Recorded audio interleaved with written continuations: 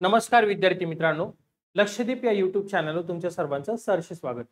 मित्रांनो, आजचा आपला उपक्रम जो सुरू केलाय त्यामध्ये आहे दिवस 5वा. या 5व्या दिवशी तुम्हाला काय अभ्यास करायचा आहे किंवा तुम्ही कोणत्या पद्धतीने अभ्यास केला तर तुमचे मार्क वाढणार आहे, त्या गोष्टी तुम्हाला समजून घ्यायच्या किंवा जाणून घ्यायच्या आहे. ओके, चला.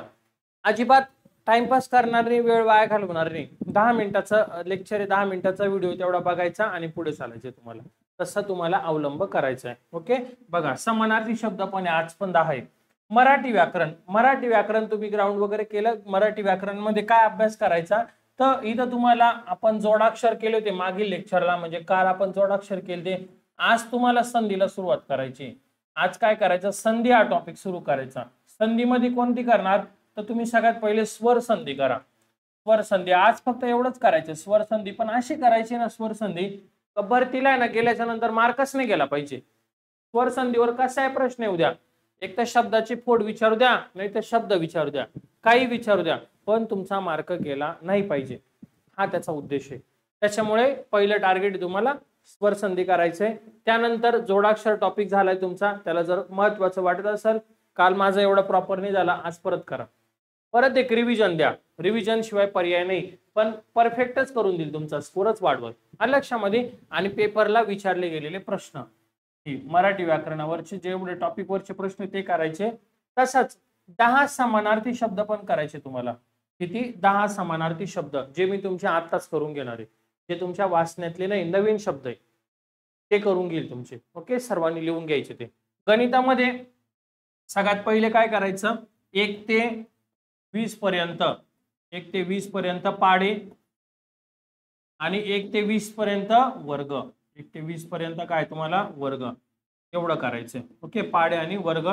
त्यामध्ये टॉपिक मध्ये काय करायचं, संख्या टॉपिक मधले जे महत्वाचे गणित आज परत त्याला IMP करायचं आणि रोमनांकावरचे जे प्रश्न आहे ते सोडवायचे. तुम्हाला रोमनांक माहिती आहे ना, हे बघा असे रोमनांक असतात.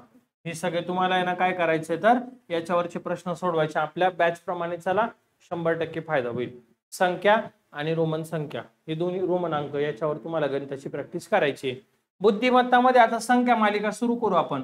संख्या मालिका असते ना, नंबर वगैरे असतात. जसं की बघा इथं 2चा वर्ग 4, इथं 9, इथं 16, इथं 25, बरोबर ना. मग इथं काय येईल असं विचारता, इथं 36 राहील, तर संख्या मालिका म्हणता याला. तर हे टॉपिक तुम्ही गणित सोडवायला सुरू करा. दररोजचे कमीत कमी तुम्ही 30 गणित तरी सोडवले पाहिजे. कमीत कमी किती सोडवले पाहिजे, 30 गणित हे सोडवलेच पाहिजे तुम्ही. ओके, अशा पद्धतीने करायचे तुम्हाला. त्याच्यानंतर नेक्स्ट बघा तुम्हाला पुढे ही PYQ ची बॅच करायची. PYQ च्या बॅच मध्ये आपण कालच्या लेक्चरला कारागृह केली होती प्रश्नपत्रिका. आज आपण नवी मुंबई करणार आहे. तर नवी मुंबई तुम्हाला या PYQ च्या बॅच मधून करायची. पहिले काय करायचं, नवी मुंबईचा पेपर सोडवायचा 2024चा.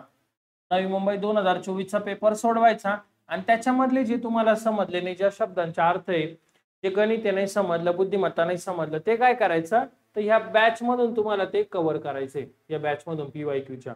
ओके, अशा पद्धतीने तुम्हाला करावं लागेल नवी मुंबई. चलो, त्यानंतर ही बॅच जर घ्यायची असेल, तुम्हाला सगळ्यांना माहिती आहे ऍप डाउनलोड करायचं.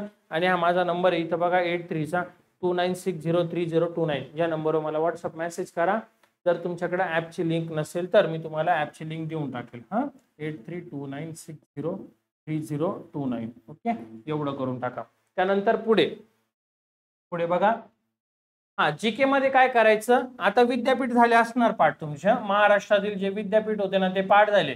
आता तुम्हाला पुढचा टार्गेट आहे विद्यापीठ नाही करायचं. आता आज तुम्हाला परत एकदा शिखर, जे कळसुबाई, साल्हेर, महाबळेश्वर, हरिश्चंद्रगडचे आहे ना, ते परत एकदा पाठ करायचे. त्यांची उंची वगैरे दिली बघा आपल्या बॅच मध्ये, तर सगळ्या उंची ठिकाण सगळं पाठ करायचं.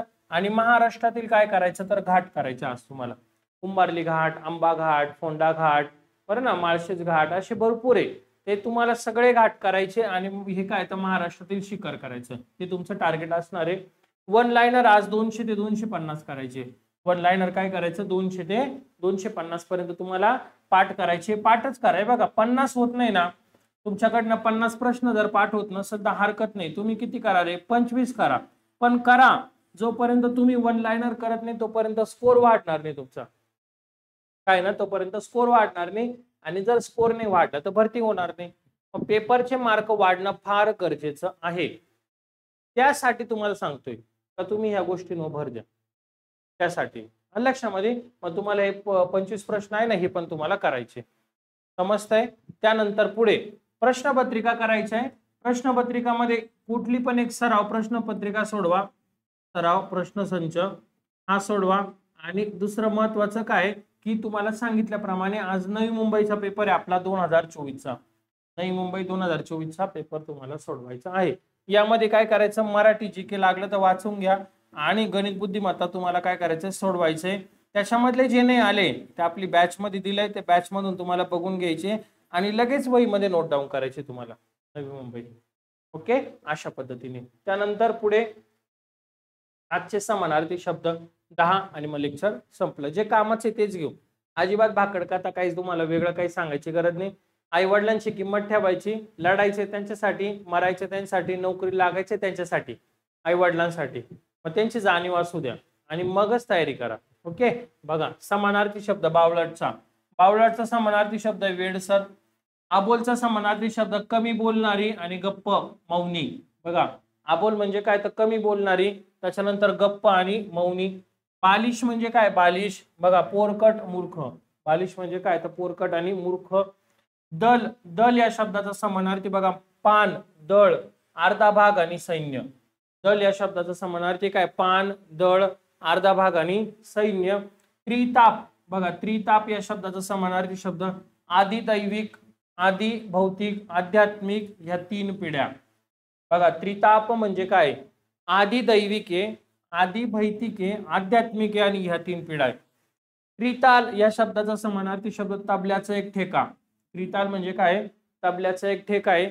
त्याच्यानंतर दुपांडी, दुपांडी शब्दाचा समानार्थी शब्द आहे 2 पायांनी. दुपांडी म्हणजे काय तर 2 पायांनी. त्याच्यानंतर दुपटे, दुपटे म्हणजे काय तर लहान मुलास गुंडाळण्याचे वस्त्र. दुपटे जे लहान मुलांना गुंडाळण्याचं वस्त्र असतं ना, त्याला म्हटलं तर दुपटे म्हटलं जातं. दुबंदी, दुबंदी म्हणजे काय बघा दुरंगी, उदाहरणार्थ लुगडे. दुबंदी या शब्दाचा अर्थ काय तर दुरंगी, उदाहरणार्थ लुगडे. परोक्ष बघा, परोक्ष या शब्दाचा समानार्थी शब्द डोळ्याआड आणि अप्रत्यक्ष. परोक्ष याचा अर्थ काय तर डोळ्याआड आणि अप्रत्यक्ष. बघा जाणून घ्या परत एकदा. बावळट म्हणजे वेडसर, अबोल म्हणजे काय कमी बोलणारे, गप्प मौनी. बालिश म्हणजे पोरकट मूर्ख. दल म्हणजे पान, दळ, अर्धा भाग आणि सैन्य. त्रिताप म्हणजे आदिदैविक, आदिभौतिक, आध्यात्मिक या 3 पिढ्या. त्रिताल म्हणजे तबल्याचा एक ठेका. त्याच्यानंतर दुपांडी म्हणजे 2 पायांनी. दुपटे म्हणजे लहान मुलास गुंडाळण्याचे वस्त्र. दुबंदी म्हणजे दुरांगी, उदाहरणार्थ लुगडे. आणि परोक्ष म्हणजे काय तर डोळ्याआड आणि अप्रत्यक्ष. अशा प्रकारे आजचे आपले 10 समानार्थी दिवसाचा जो टार्गेट होता तो पूर्ण झाला. असेच नवनवीन जर तुम्हाला उपक्रम हवे असेल तर एक चांगली कमेंट करत जा आणि चॅनलला लाईक आणि सबस्क्राईब करून ठेवा, म्हणजे तुम्हाला नोटिफिकेशन येतील. नोटिफिकेशन तुम्हाला समजेल की आजचा उपक्रम काय आहे काय नाही. ओके, चला आजचं लेक्चर आपण इथंच थांबवतोय. लवकरच आपण पुढील लेक्चरला भेटूया. धन्यवाद.